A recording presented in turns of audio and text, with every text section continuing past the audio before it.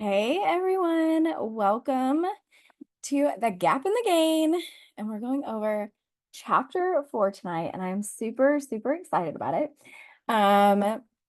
When April asked me to lead this one and I read the title, I automatically knew it was like meant to be.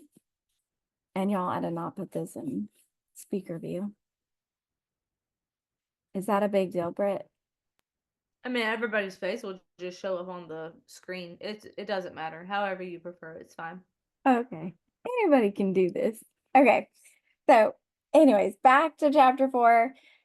Always measure backwards. So I loved the title, and then I started reading, and the subtitle got me. The subtitle, if you didn't read it, is Increase Your Hope and Resilience. And this chapter did that a lot. If you did the activities in this chapter, then your hope should be way, way up, because it will give you a lot of hope looking backwards and measuring backwards.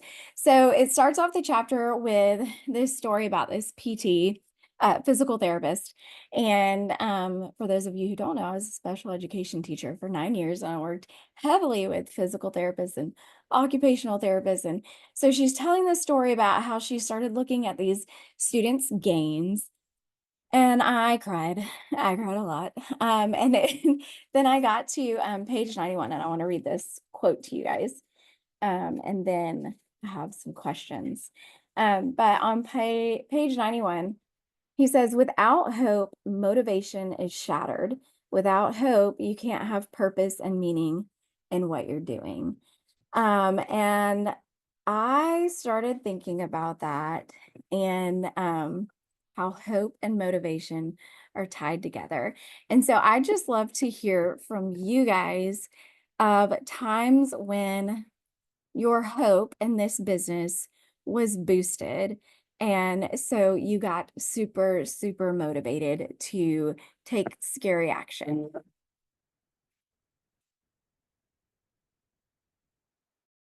When your hope was what? Can you say that one more time? When your hope was like really high. So like your hope got boosted, and then you were very motivated to take action. Oh, I'll go. All right. First thought. Well, this might make me cry. Hold on. Is she on here? Emily. Yes, she's on here. Watching Emily, just her journey of, because I mean, she's my best friend. Like, I probably knew too much about her business. Probably shouldn't know as much as I do, but I do. I mean, we share a lot. And so just seeing where she was a year ago and how far she's come, that is very encouraging to me. So, yeah, very hopeful. Just seeing other people's journey. I mean, because you can look at it and you can look at it's so easy to look at other people's journey and just think, oh my gosh, that's them. It's because they're special or whatever. But I don't know, just over the past few years, I've just learned to look at other people's journey like, okay, if they can do it, I mean, I can do it too. I mean, that could totally be my story just as well. And honestly, I look back, my own story encourages me. I mean, my journey has been like this. And I can go back and just look at my journey just 2 years ago where, I was low in my points and how I got new business builders. And then I was very high in my points. And I mean, it's just normal. And so, I mean, even my own journey has encouraged me. I would say my hope was boosted when I told Christina and April that I wanted to go for Sapphire. And I remember them being so excited for me. And then Christina just asked a ton of questions, and it was really helpful because she basically helped me figure out like why it was so important to me and like emotionally connecting to it and what it was going to mean for me and my family, and basically helped me set up like a vision. And so every time I was scared or nervous or whatever, doubtful, I just kept thinking about that vision.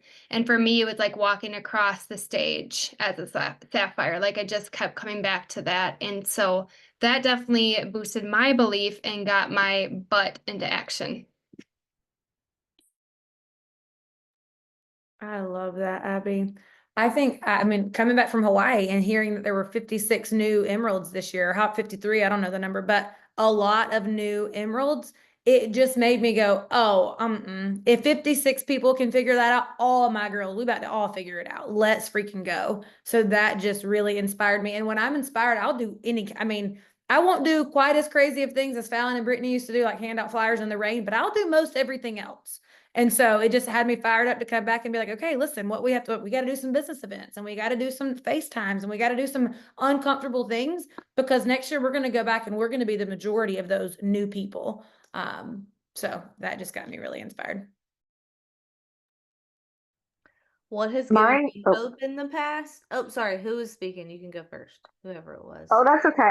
It's Katie. I was Go ahead, Katie. just, hi. Mine was just this morning. I woke up and I had so many conversations this weekend, and I was sitting at 48 points, and I needed 50 to hit senior silver. I'm still getting used to the rank names. And we had a call this morning with Christina, and I was like, well, I didn't do it. And she's like, but you will. And I was like, but I didn't. I said, I don't know who else to talk to. She goes, by the end of the day, it'll be fine. Like, and so I just sort of was like, okay, and did what I had to do. But I did not go into that call with that hope. And I saw she had absolute faith, and that gave me hope. And it happened. So thank She you, got 2 more Christina. joins today, y'all. She got 2 more joins. This is why it's so important to confess your fears or your doubts or your frustration, because sometimes somebody else is looking at the same thing going, what do you mean you didn't do it? You're right there. Yes, you did do it. Just go finish this. Here's some ideas. Here's some strategy. Sometimes it's just a matter of saying, I expect that you're going to do it. You'll figure it out. And then they do. And then they figure it out double time. So she only needed 2 points. She ended up with 12 extra. So sometimes you just have to have that person there, but you've got to be the one willing to say, this is how I'm currently feeling. Can you help me look at this a different way? That's a new sentence I'm working on this week after overreacting to my own situation. Can you help me see this from a different angle, is what you say. So when you're feeling some way, ask somebody smarter, can you help me see this? Or someone more experienced, can you help me see this in a different way? Good job, Katie. Congratulations on hitting senior silver today. So awesome. Congratulations, Katie. What an accomplishment. I'm glad you kept going and didn't give up and listened to your mentor. You definitely have a good one. What has given me hope in the past is I remember being a silver, and like I could see what was possible for people in network marketing, but I really just thought that only the special people could be super successful at this. And I couldn't define what special people meant. I just thought they were something that I wasn't. And so any kind of adversity or problem that I had in my business or challenge that I faced, I just would allow it to set me back or make me believe that I couldn't do it. And for a while I did quit. And Amber Miller did a call one time after she hit Emerald, and I heard myself in her story, and she just shared how she basically had the same limiting beliefs that I had and how she overcame them, and she did, and she went on to hit Emerald. And it made me think, well, if she can do it, I can do it too. She is no different than me. And so it caused me to jump back in. And so it really gave me hope and made me think, if she can do it, I can do it. Amber Miller is that person for me a lot of times, actually. And so anyway, there's been many other times too, but basically any time you see somebody that you can relate to in the struggle or in the, in circumstances or in background or in values or whatever it is, and they go and do the thing and they are successful at it, that is going to produce hope and inspiration that you can too. Well, I love all those, and I love hearing those stories. And Em, you should feel very proud because you were an example I had written down that in case I needed to share, just watching your journey, because I've been here for a while. So I remember you hitting Emerald and literally running to the stage.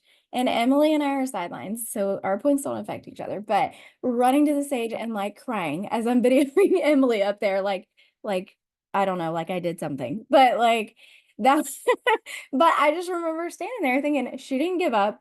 I'm not giving up. I can do this. Yeah, I was a total fangirl, like total fangirl. So Still am. Oh, Okay. y'all are gonna make me cry, like legit. Because and here's why. Because I mean, most of y'all know my story, obviously, but you don't know how many days.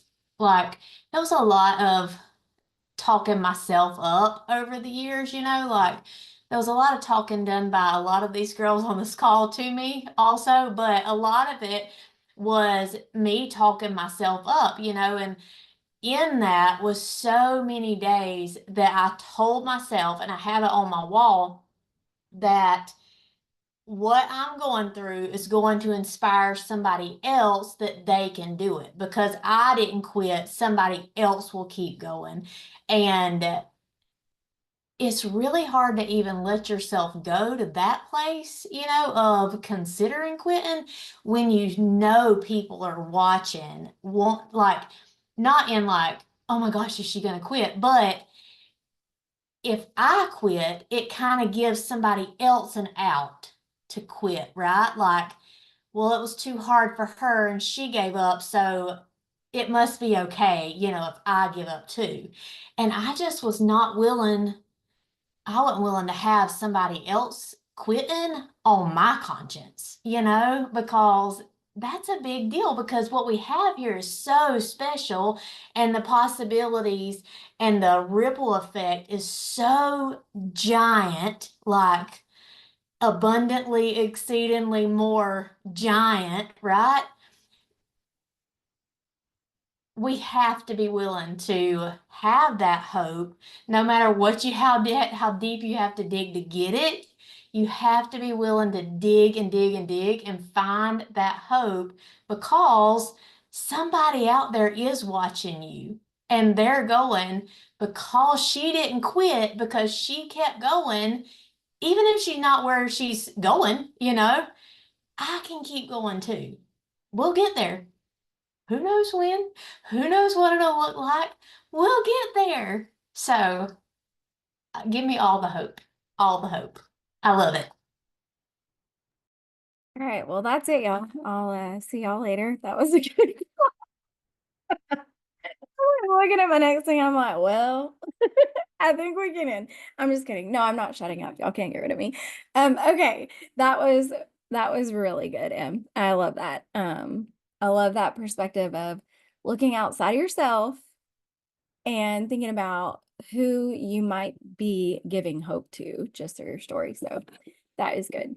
Okay, so on 93, he started talking about psychology. I kind of secretly love psychology. I took some classes in college about it. And there's a quote, and it says, Inattentional blindness occurs when you are so fixated on one thing that you fail to see everything else going on around you.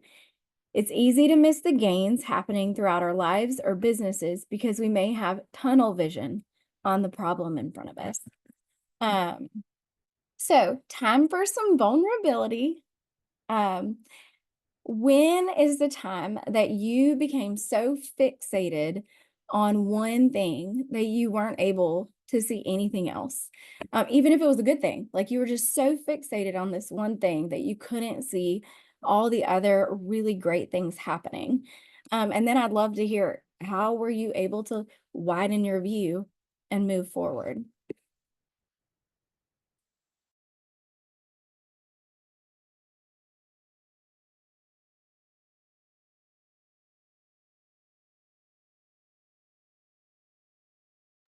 Fine. First thought was, first year I missed, what did I miss first? Was it Hawaii? No, Mexico. Missed that first time. I mean, and that's a great thing. Like, it's a good thing to focus on.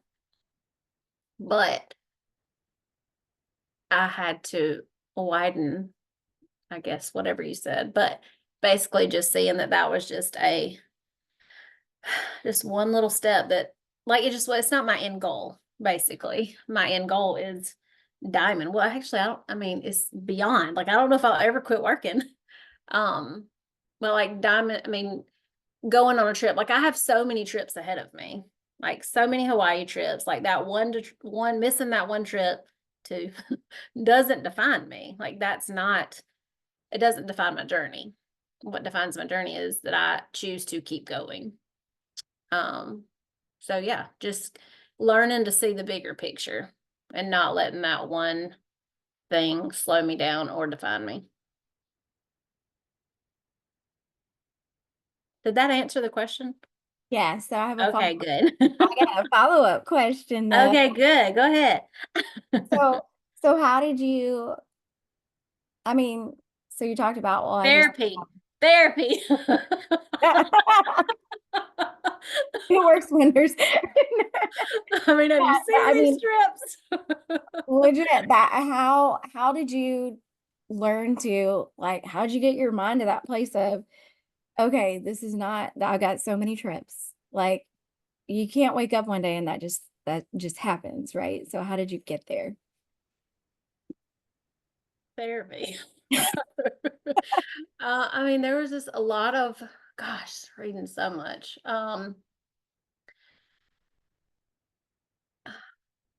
Oh, so hard. This is hard. Like, I know, but I got to put it in words. I mean, because everything that I thought of when it come to the trip was about me. Like, it was, what are they going to think about me? Hold on. What is my team going to think?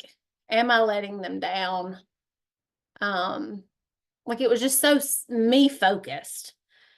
And so I just had to focus on, as long as I keep going, it's so much bigger than me. Like, what pushing forward represented was helping so many other people, helping somebody where, you know, have that $500 a month breathing room or whatever. Just things that aren't big to me, but are so impactful to other people. And so just had to take the focus off of myself and therapy. I think also, Terry, you have just made the decision to not quit, to just be gritty. 100%. Yeah. And you have taken your personal development seriously. Like, you read this book. I know this book we're reading right now was game changing for you Yes. and your mindset. So I Yep. think therapy was probably one aspect. You're calling it therapy. I think it was actually biblical counseling. It is therapy by Okay. my Bible, by my leaders, by my circle, by my actual therapist. Like, it's who you hang around. But all of the things were like the negative feelings that I had towards missing the trip was scarcity mindset. And so it takes me back to this book of really this whole chapter was always measuring backwards, like how far I've come from the 4 years that I've been here and how much I'm already winning. And this trip does not define my success because I'm literally, like, every year I have been living the life that I had prayed for the year before. And so, yeah, this book, I'm telling y'all, this is well, I've kind of read it 2.5 times, but I will probably read it every few years. It has been probably my most impactful book besides the Bible. I think it's really easy to get fixated on one thing when you are in the gap. And that book, Faith Driven Entrepreneur, that book was so convicting, really, about this issue, about just the striving and like the anxiety and all that we can easily get over our businesses when we don't feel like we're progressing or moving forward or whatever. And it spoke to me so much that I went and recorded 2 podcast episodes about it. And those 2 might be my most listened to. So obviously people resonated with this topic. But I mean, I remember whenever I was Sapphire, I think Sapphire was the only rank that I had ever hit that I didn't hold. And there were, I don't know how much of it, how many months. I was Sapphire for 2 years in title, but I didn't have Sapphire points all of those 2 years. And I don't remember like what the ratio was, but I mean, I know it was like it was a while that I wasn't holding, and I felt like a failure, and I felt like imposter. And like every time I would post and people would say things like, "You're so amazing, you're so inspiring," I would feel like if only they knew. Like I would have these thoughts that I'd have to battle. And I was earning a 6-figure income. Like, I mean, looking back on it, it makes no sense. But when you're feeling all the things, it comes from comparison, really. It really just comes from comparison. And so I don't know if it was, yeah, it was this chapter. He was talking about how you have to let every single person has to define what progress is. And it can't be defined by what other people's progress is, or you will always, always, always be in the gap. And I wrote down in the chapter too, like as a leader, it's important for you to allow every member of your team to define what their progress means. And not like you do want to challenge people, and you want to challenge them to stretch themselves so that they can grow, but you're not trying to push people over the edge. You don't want people stuck like, I don't know. Anyway, that's neither here nor there. As a leader, let people define their own progress, and personally define your own progress. Because if not, then you're always just going to feel like you don't measure up, and that's just not true. It's flat out not true.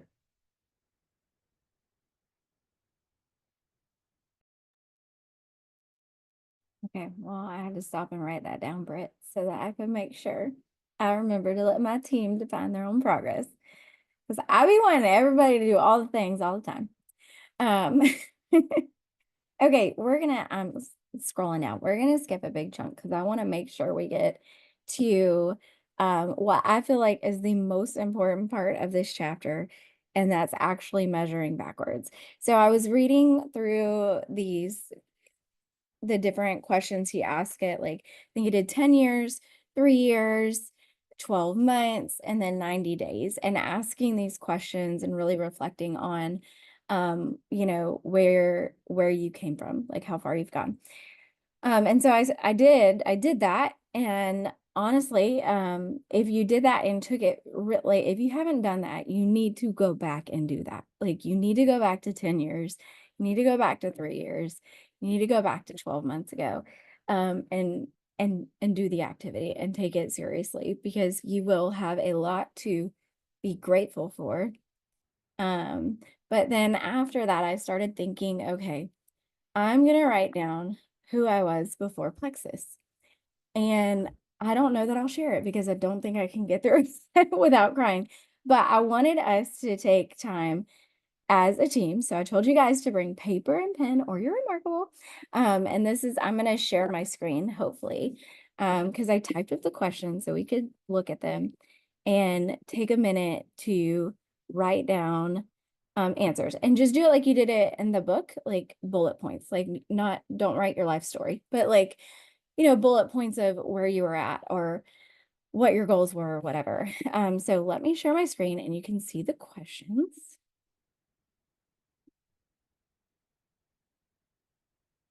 Okay. Hold on, I'm going to share, I think.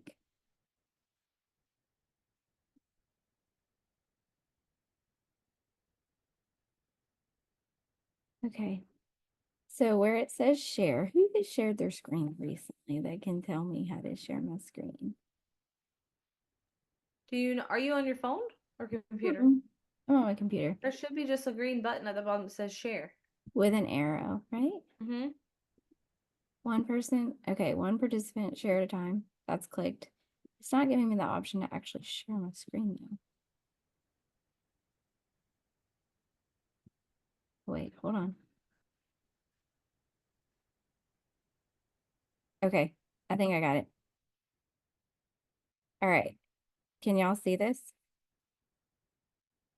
Yay. Okay. Let me make it big. Okay, so this is measuring backwards. So I want us to just take a few minutes, get your little sheet of paper out, and answer these questions. They don't even have to be complete sentences. Just answer these questions real quick and look at your game.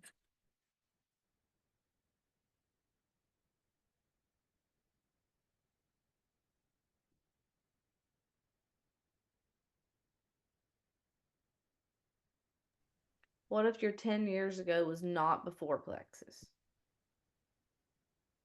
So go all the way back before plexus. So you want specifically before plexus. Mhm.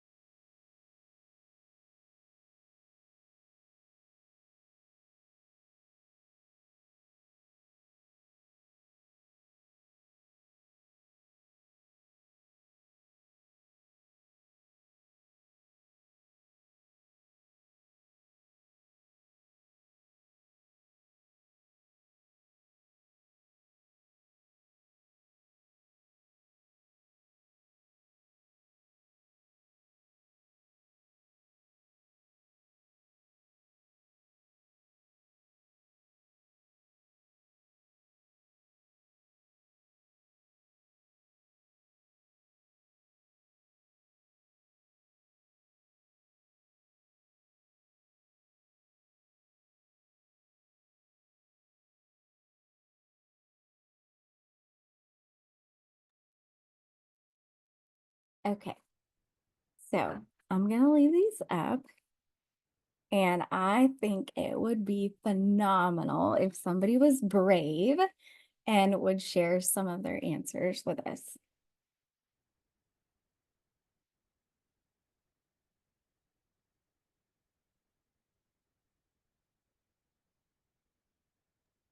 And this is from 10 years ago, Rachel? 10 years or just before plexus?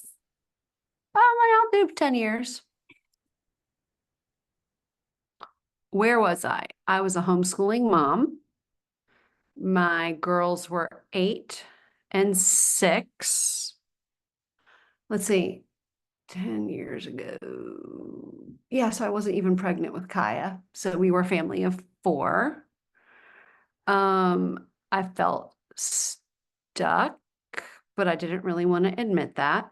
I felt we were a one-income family. All of our trips were family vacations. I wanted more, and I felt like I just had to bear down, grin and bear it, and love homeschooling because that's what I was supposed to be doing as a good Christian woman. Ugh.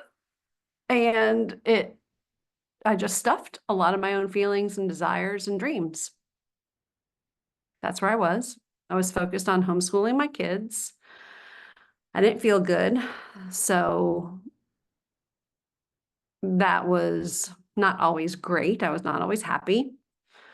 How did I measure successes? Well, I didn't really have successes. The successes I had were like painting furniture or, little crafts that I did around the house, anything DIY. I did a lot of, home furniture type things, just to have a creative outlet. I had tried a couple different network marketing companies, lost money. So I was like, yeah, that's not going to work. How has my situation changed? Well, everything has changed for my family. My husband and I have never been better in our relationship. Namely, because of my personal growth, because of this business. Our whole financial situation, I mean, my husband's an amazing provider, but my income has allowed us to do things that we only dreamed of. We've taken our kids to New York twice, and that's not inexpensive. We've taken my girls on all of their first international trips paid for by Plexus. Everything about our future and our trajectory has changed. What do I know now that I didn't know back then?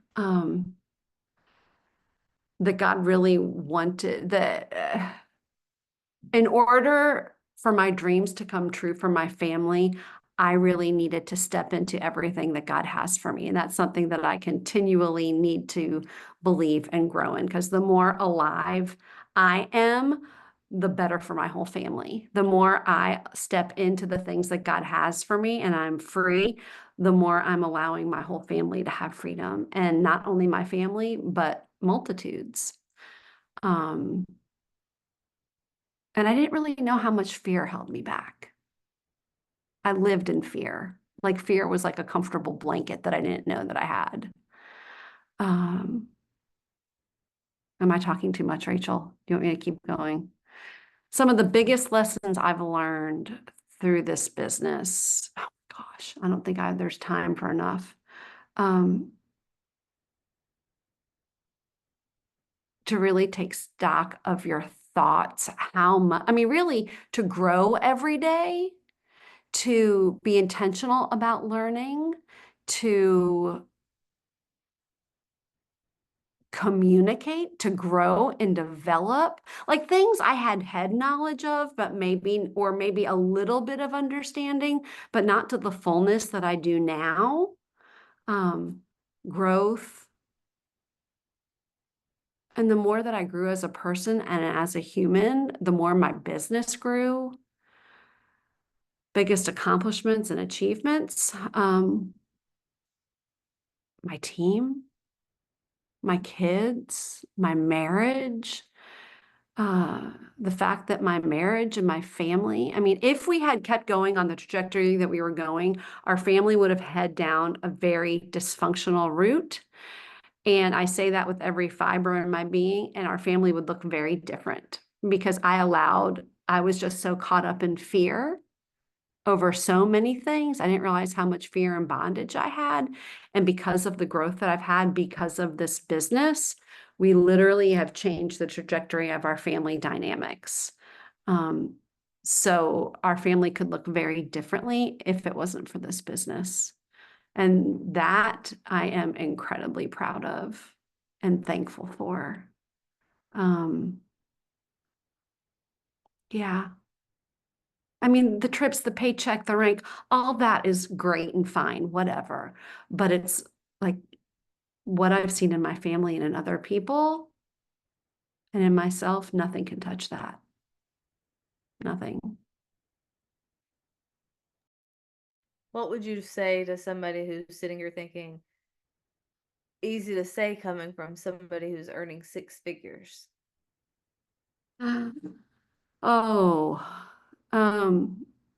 How much time do you have? And let's have a cup of coffee and let me share with you every fear and insecurity that I've had. Because it will take a while. And that I still have. And it's been 7 years of the most amazing journey, highs and lows and everything in between. And if I can do it, you can do it, because I mean, come over to my house, hang out with me for a little bit and you'll see. I mean, you can be a 6-figure earner too. Just keep going, keep learning, keep growing. Anybody can do this if you keep learning and keep growing. You just can't keep going doing the same things. You have to grow. And if you're willing to grow and if you're willing to keep going, anything is possible.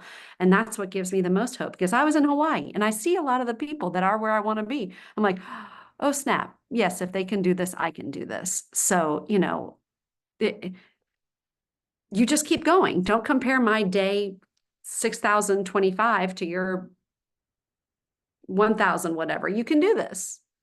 And I know because I've had every fear and insecurity. And a lot of people may look at me and be like, oh, wow, you're all this in a bag of chips, whatever. Everybody has insecurities and fears. Everybody. And I'm, like I said, I never knew that fear was my comfortable blanket until I started to grow. And if you're willing to grow and take action, anything is possible.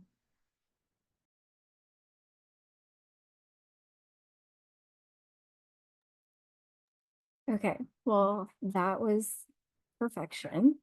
So thank you, Michelle. So I'm gonna end like this because I think that is like the perfect way to end. So I'm gonna end with reading you guys at the very end of the chapter, almost at the very end of the chapter. He says at the bottom of page 109, the truth is you're not the same person you were in the past. Your former self didn't know what you know now. They weren't as clear as you are now. Love your former self. Have empathy, compassion, and respect for them. They were in a different context than you are now. They had a different perspective. They had a different peer group than you have now. They didn't have the knowledge, tools, or skills that you have now. So I hope this was super helpful. And y'all, if you haven't gone back and answered those questions about 10 years ago, 3 years ago, 90 days ago, do it so that you can look backwards and connect those dots so that you can move forward. All right, y'all. Have a fantastic night.